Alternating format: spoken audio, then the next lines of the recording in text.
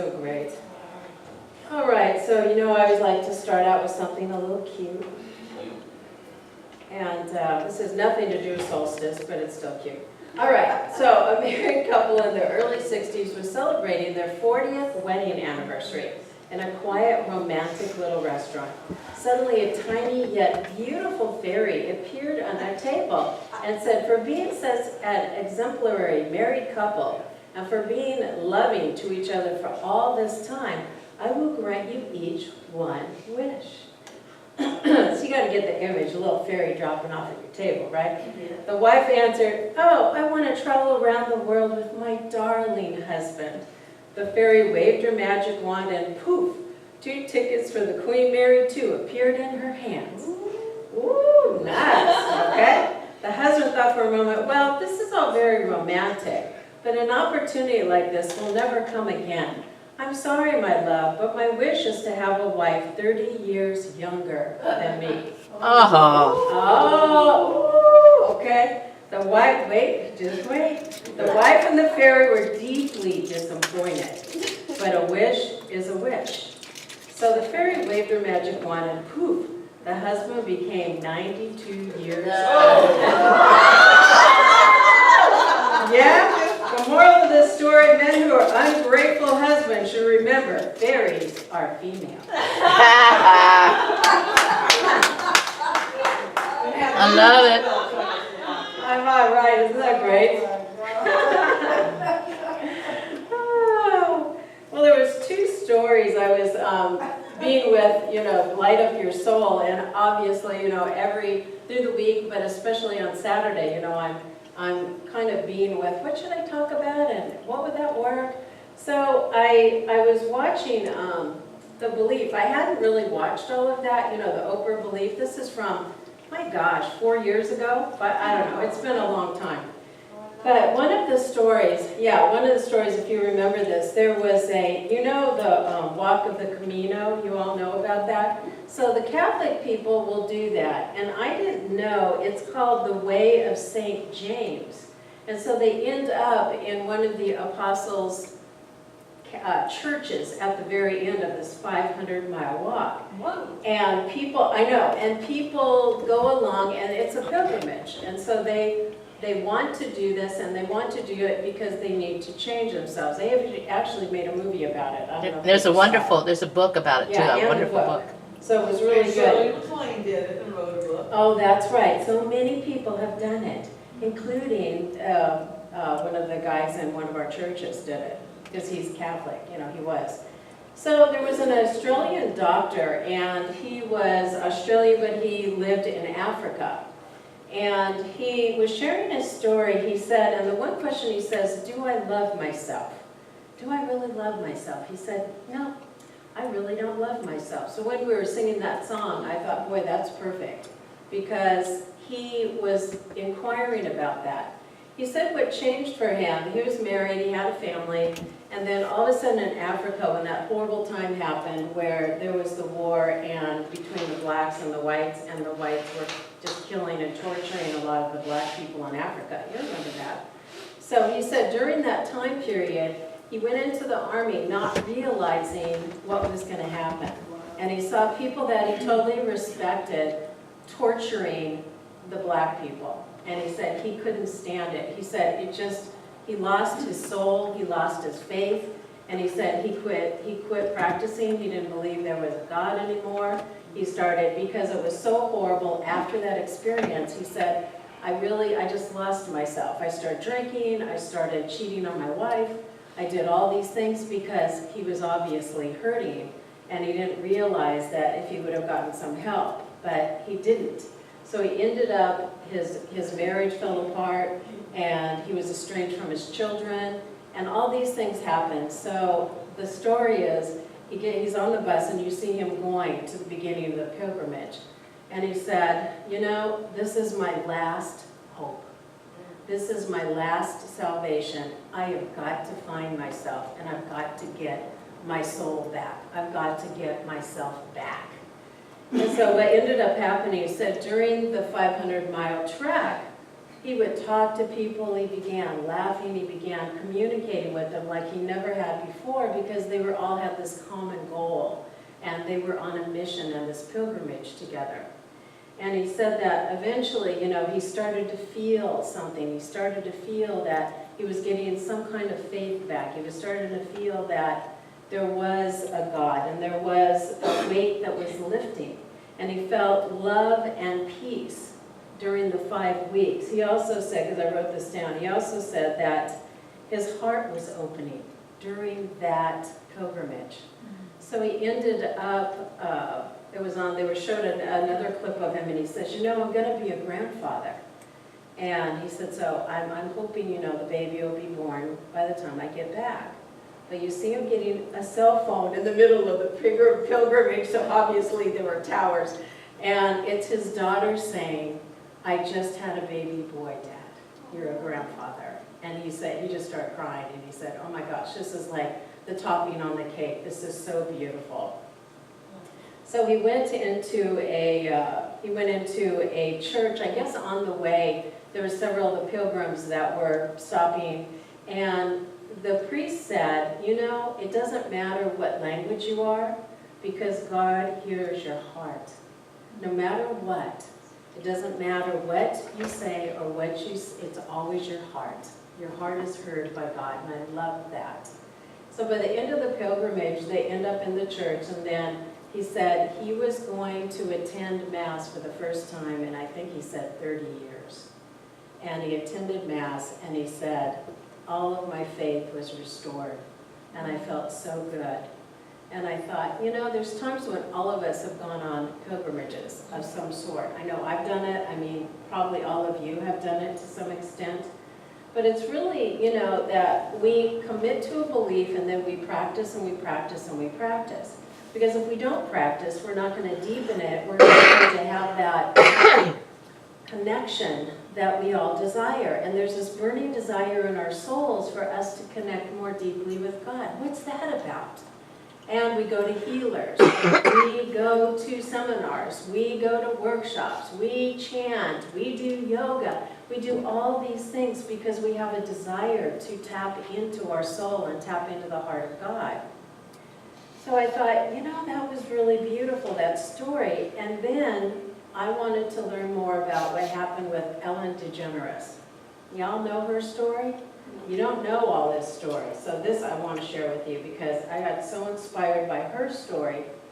As you all know, that, she became a comedian, and, she always had that kind of dry sense of humor, and she became popular pretty much right away, and a lot of other comedians, and she said this while she's being interviewed, she said they were kind of upset because, she would give them the top spot of the bill at the comedy club, and that these other people were mad because they had paid their dues and she hadn't.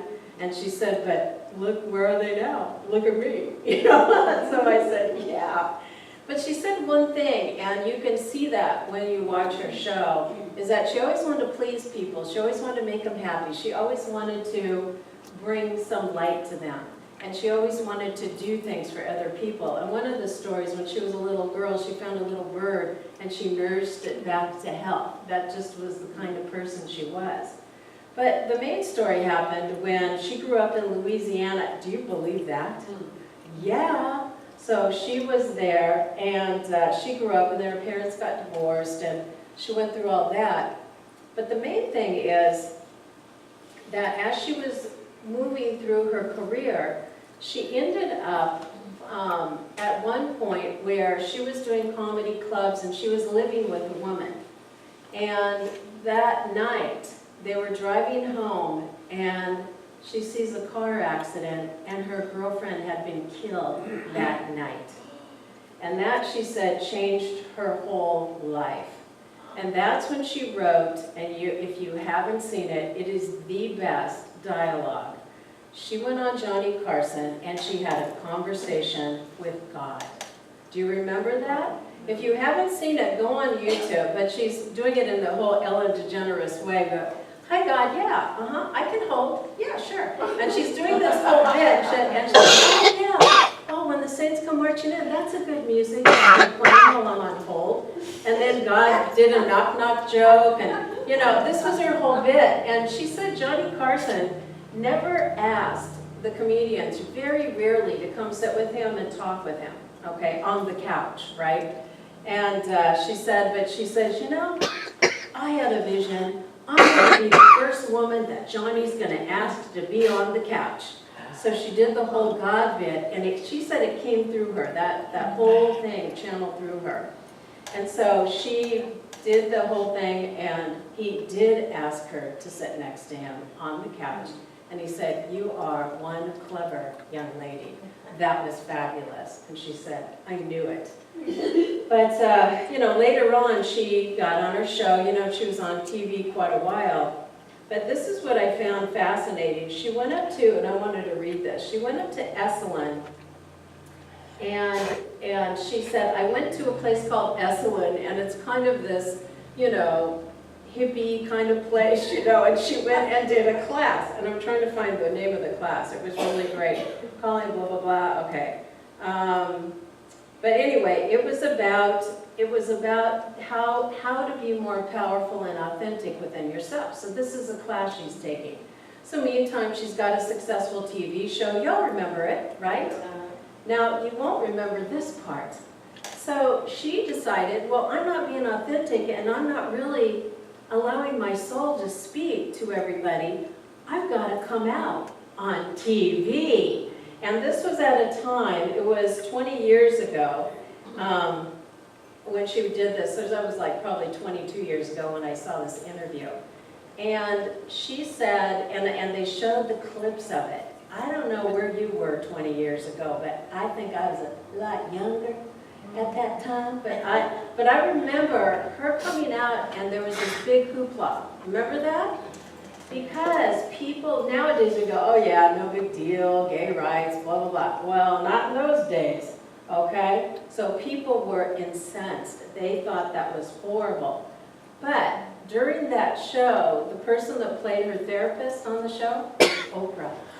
Oprah was on the show, and she was saying, so how come, you know, your date didn't work out with John? You just, you know, you don't like John? She goes, no, I like Jill. So, you know, she said that, and then I don't remember the actress. I think it was Laura Dern was the actress. And she was saying to Laura, you know, she says, I'm gay. I'm gay. And she came out on TV because she felt that if she didn't do that, she was hiding who she was. And so don't go to Esalen, okay? They're going to make you do some good stuff. But she said it was very tough because at that time period they canceled her show because of that.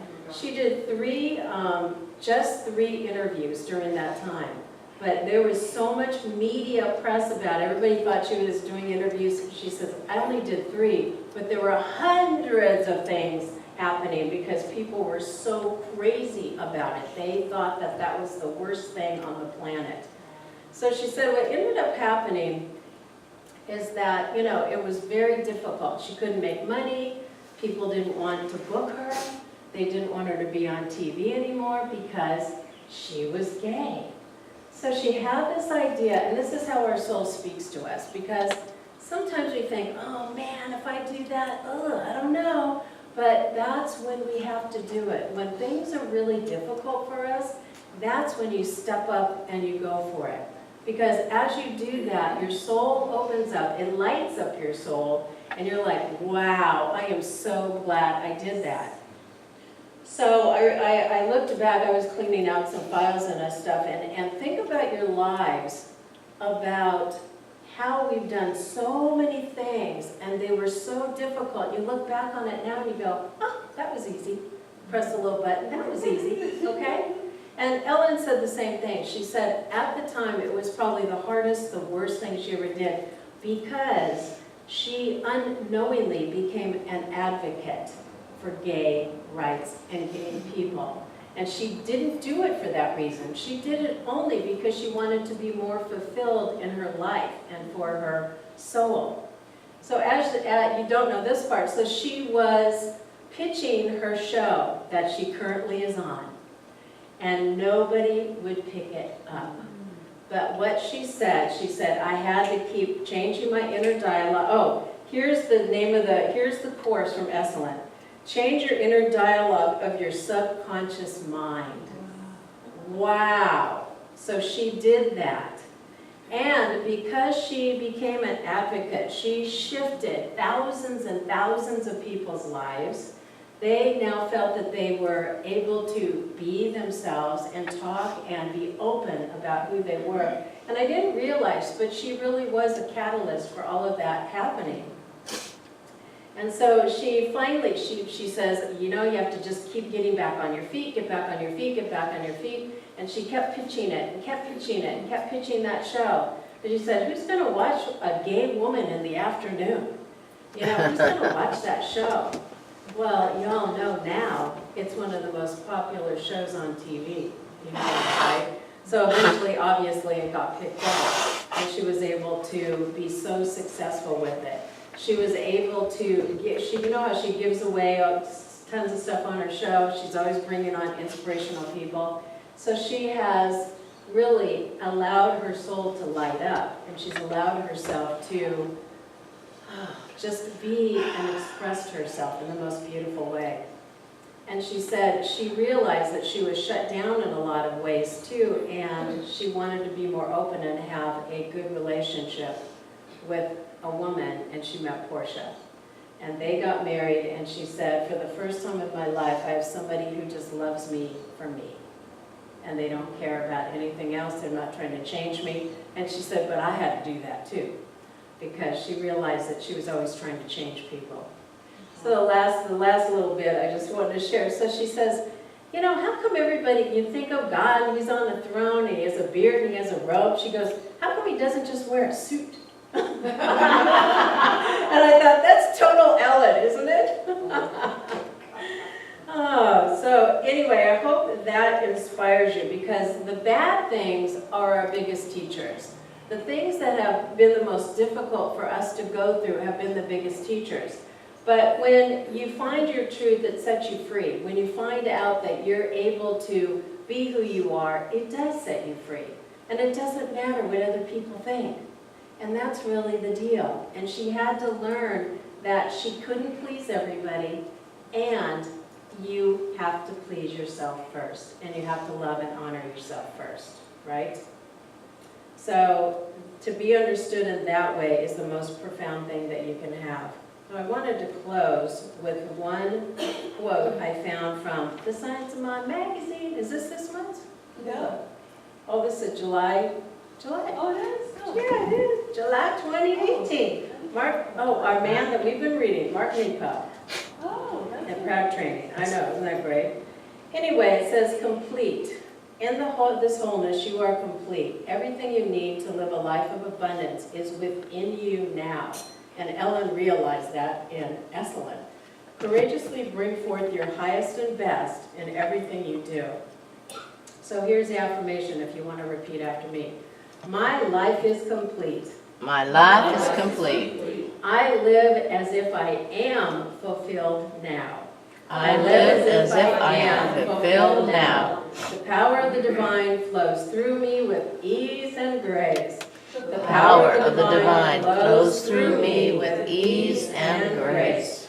All that I desire is manifested in my life now. Ooh, say that with power. All that I desire is manifested in my life now. I give thanks, and so it is. I give thanks, and so it is. And thank you, beloveds. Enjoy. Happy summer solstice.